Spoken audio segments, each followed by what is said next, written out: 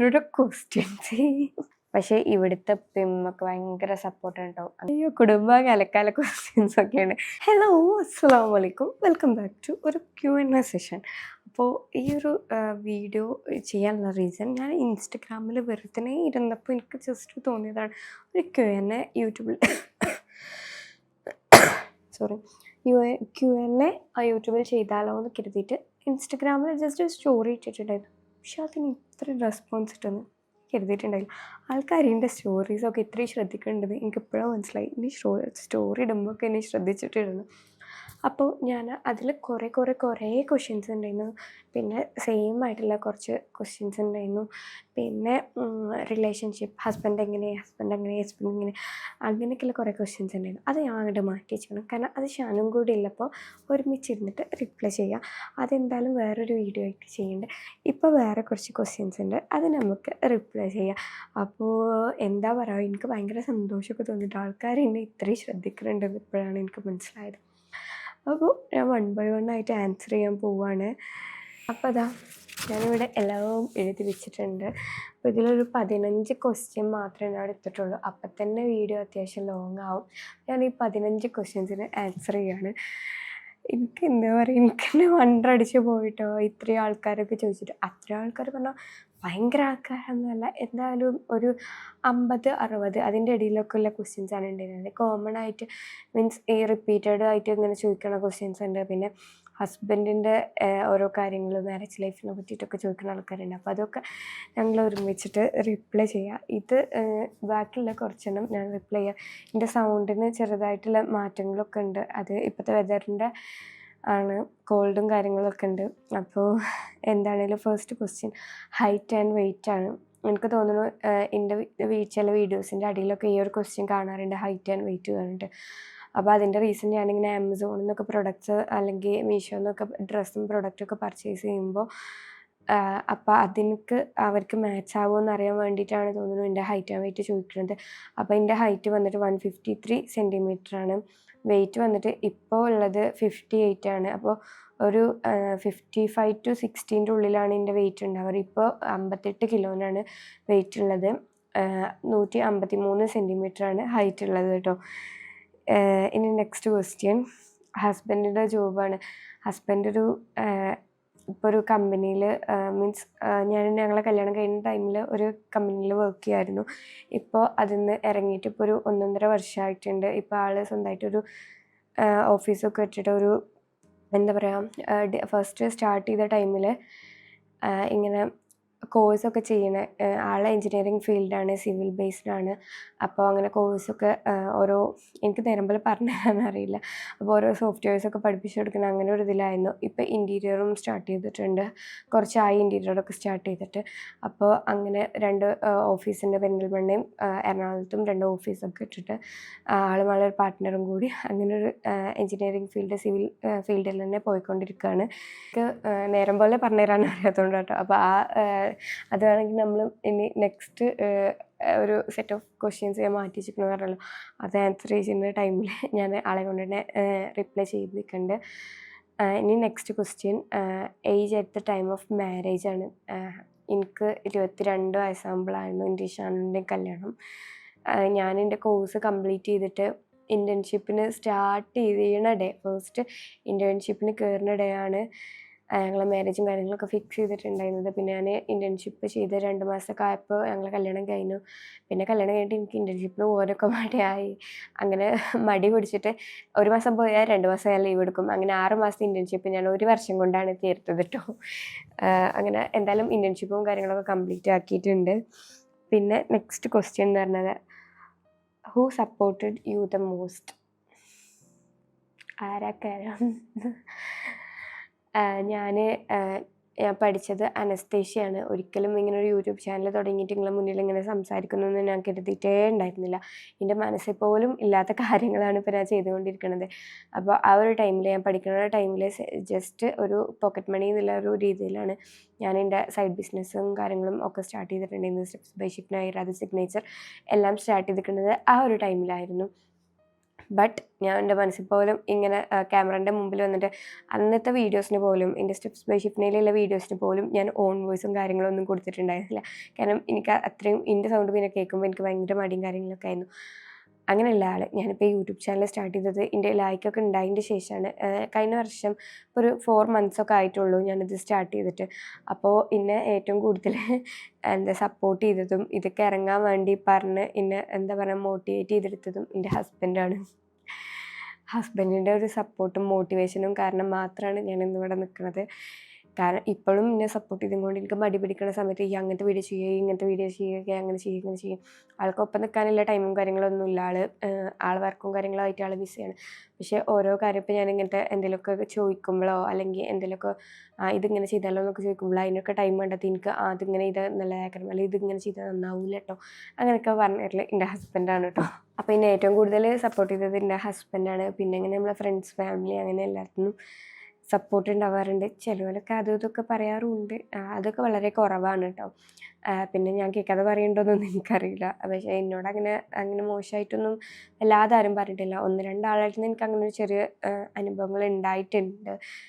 But അൽഹംദുലില്ലാ ബാക്കിയൊക്കെ ഹൈറാണ്. ഇനി നെക്സ്റ്റ് ക്വസ്റ്റ്യൻ, ടൈം എങ്ങനെ കിട്ടണമെന്ന്. ടൈം കിട്ടുക എന്ന് പറഞ്ഞാൽ എനിക്ക് ടൈമിൻ്റെ കാര്യം നോക്കുമ്പോൾ എനിക്കിപ്പോൾ കുട്ടിയുണ്ട്. പിന്നെ ഇപ്പോൾ ഞാനിപ്പോൾ എൻ്റെ വീട്ടിലാണെങ്കിലും ഹസ്ബൻഡിൻ്റെ വീട്ടിലാണെങ്കിലും നമുക്ക് നമ്മളതായിട്ടുള്ള ജോലിയും കാര്യങ്ങളൊക്കെ ഉണ്ടാവും. എൻ്റെ വീട്ടിൽ പോയാൽ എനിക്ക് അത്രക്ക് കാര്യമായിട്ട് ഞാൻ പണിയൊന്നും എടുക്കാറില്ല കേട്ടോ. ഇവിടെ ഉമ്മ ഉണ്ട്. ഉമ്മ യങ്ങാണ്. അതുകൊണ്ട് ഉമ്മ നല്ലപോലെ ഹെൽപ്പ് ചെയ്യും.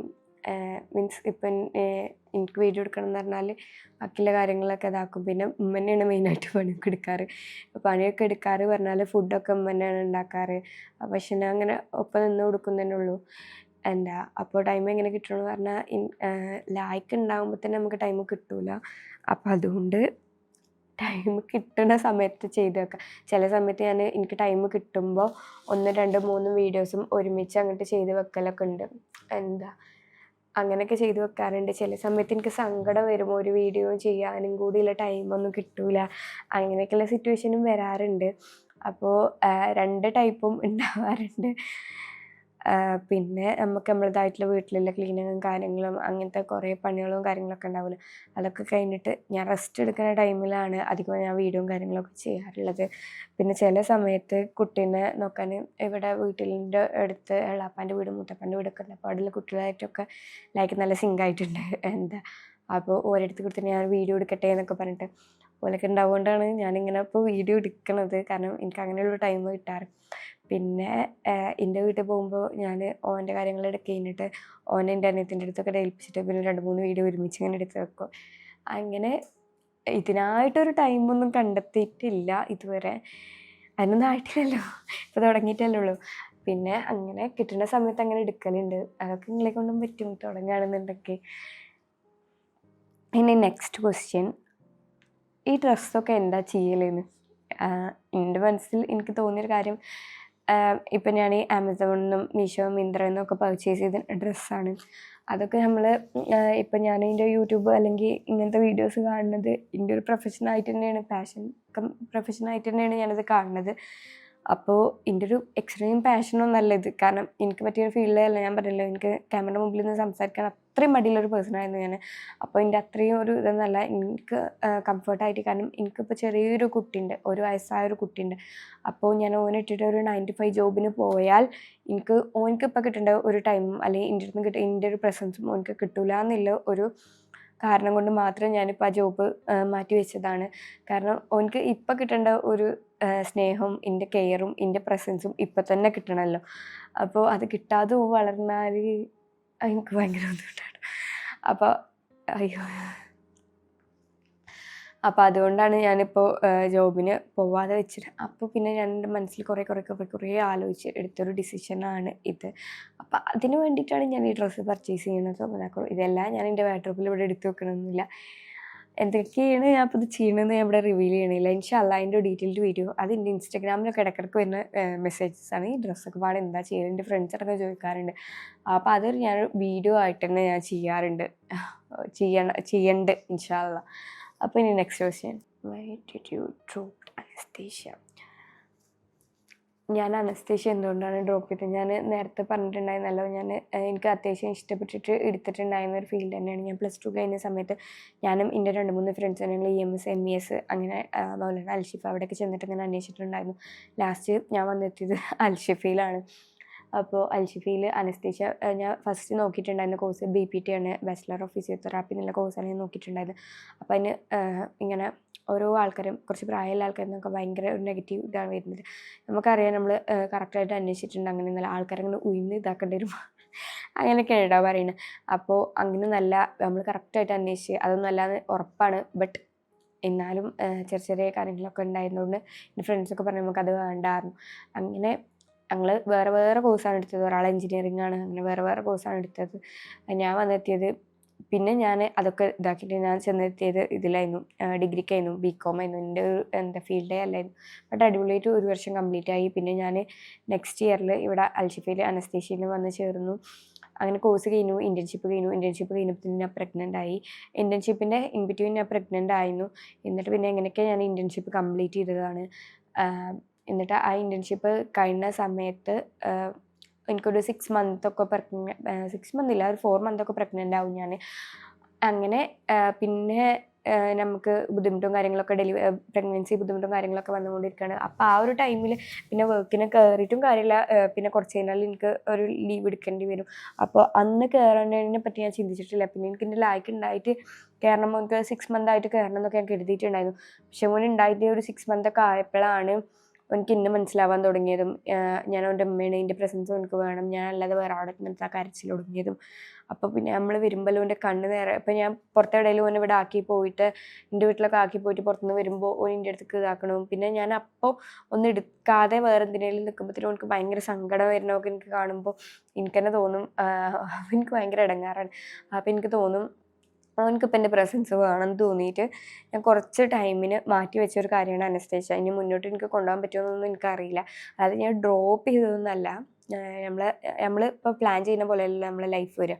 അപ്പോൾ അതുപോലെ ഇനി പ്ലാനിങ് ഒന്നും ഇല്ല. കുറച്ച് കഴിഞ്ഞിട്ട് പോകാൻ പറ്റുകയാണെങ്കിൽ ഇൻഷാല്ലാ പോകണമെന്നുണ്ട്. കാരണം എൻ്റെ സർട്ടിഫിക്കറ്റ്സും കാര്യങ്ങളൊക്കെ എൻ്റെ കയ്യിലുണ്ട്. എപ്പോൾ വേണമെങ്കിലും ജോയിൻ ചെയ്യാം, എവിടെയെങ്കിലുമൊക്കെ കിട്ടിയാൽ മതി പോവാം. അപ്പോൾ എവിടെയെങ്കിലുമൊക്കെ കിട്ടുകയാണെന്നുണ്ടെങ്കിൽ കുറച്ച് കഴിഞ്ഞിട്ട് അവന് ഒരു സ്കൂളിലൊക്കെ പോകാനാവുന്ന ടൈമിൽ ഇൻഷാല്ലാ കയറണം എന്നൊക്കെ ഉണ്ട്.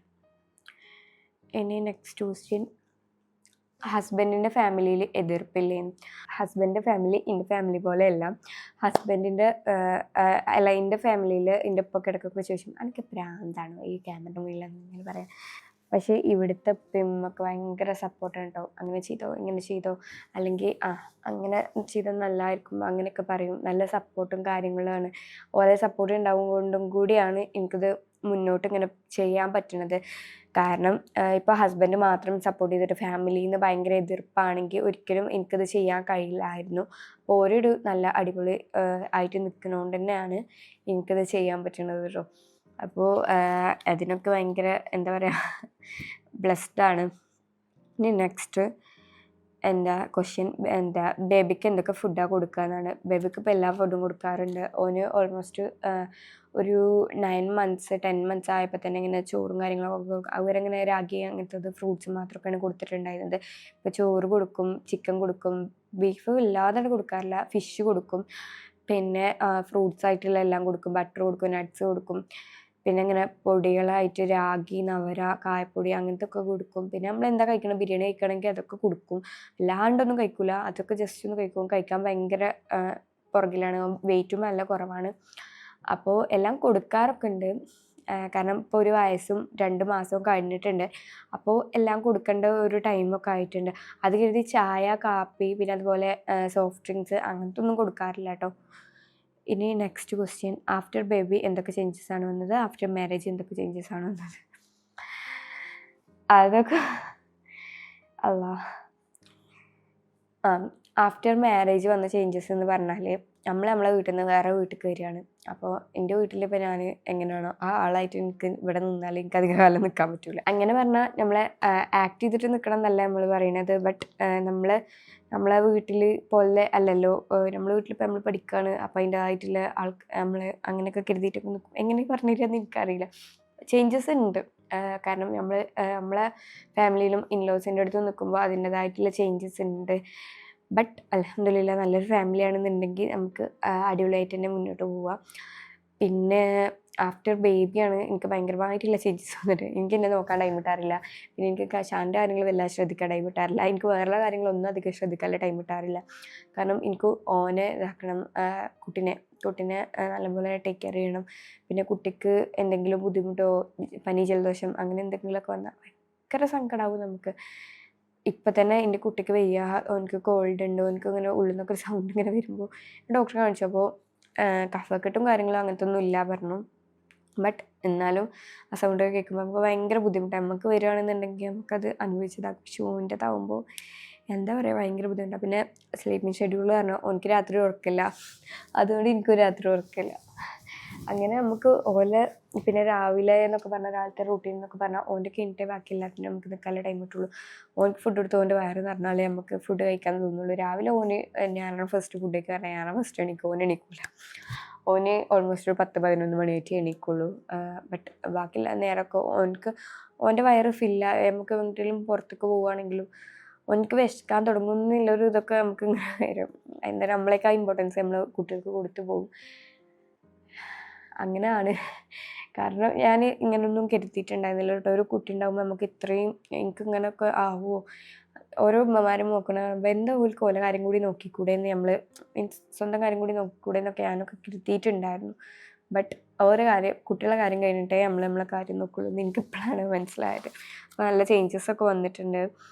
ബട്ട് അതൊക്കെ എന്താ പറയുക, നമ്മളൊരു ബ്ലെസ്സിങ് ആണ് അതൊക്കെ. കുട്ടികളൊക്കെ ഉണ്ടാകുമ്പോൾ എനിക്ക് നല്ല ചേഞ്ചസ് ആയിട്ട് തന്നെയാണ് തോന്നിയിട്ടുള്ളത്.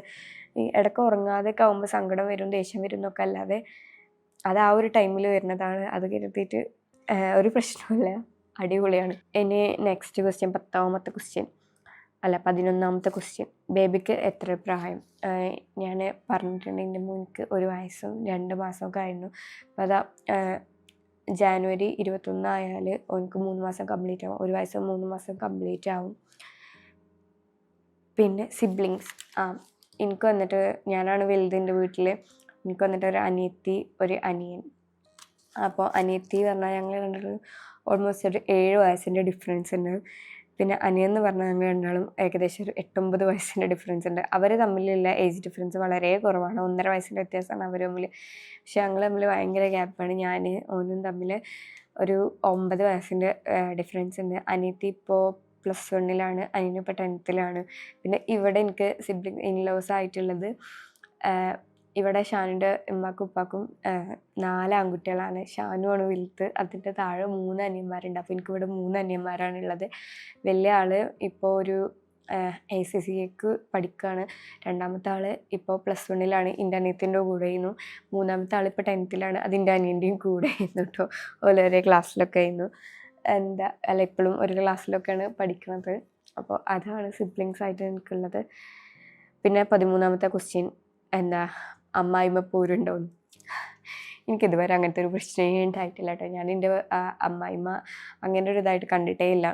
ഷാൻ്റെ അമ്മ അത്യാവശ്യം നല്ല ഫ്രണ്ട്ലിയാണ്, എല്ലാത്തിനും നല്ല സപ്പോർട്ടീവാണ്, ഭയങ്കര ക്രിയേറ്റീവായിട്ടുള്ള ഒരാളാണ്. എന്താ പറയുക, കേക്ക് ഉണ്ടാക്കും, തുന്നും, പിന്നെ ചെടിയൊക്കെ നല്ല അടിപൊളിയായിട്ട് ചെയ്യും. അങ്ങനെ കുറേ കാര്യത്തിൽ ഭയങ്കര കഴിവുള്ള ഒരാളാണ്. അപ്പോൾ കഴിവുള്ള കുറേ കാര്യങ്ങളുള്ള ഒരാൾ ഇവിടെ വീടിൻ്റെ ഉള്ളിൽ ഒതുങ്ങിക്കൂടിക്കല്ല, എല്ലാം ചെയ്യാറുണ്ട്. ബട്ട് വീട്ടിൽ കുട്ടികളൊക്കെ നോക്കി വേറെ പ്രൊഫഷനായിട്ടൊന്നും ചെയ്യണമെന്നില്ല. ബട്ട് എല്ലാ കഴിവും നല്ല ഫുഡ് ഉണ്ടാക്കും കേട്ടോ. ഭയങ്കര ടേസ്റ്റാണ്, നല്ല ഫുഡൊക്കെ ഉണ്ടാക്കും.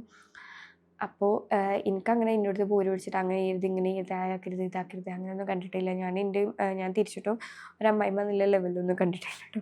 ഓരോരോ ക്വസ്റ്റ്യൻസ്, അയ്യോ കുടുംബം കലക്കാല ക്വസ്റ്റ്യൻസൊക്കെയാണ് ഞാൻ പിന്നെ ആൻസർ ചെയ്യാൻ കാരണം.